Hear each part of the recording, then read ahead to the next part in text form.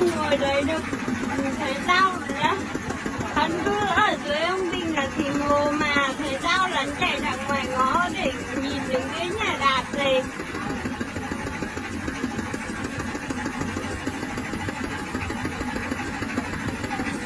Em bay cái chi?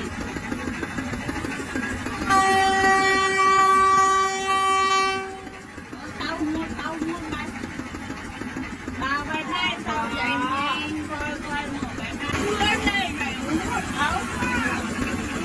Uống một chưa uống một này ra.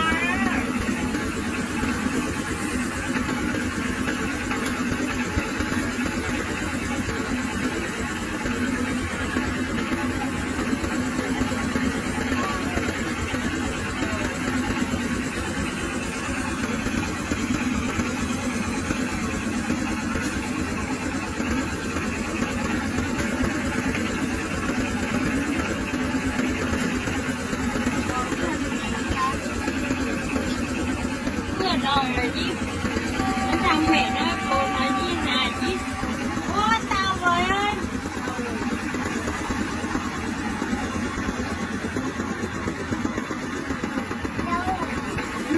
Đâu thôi.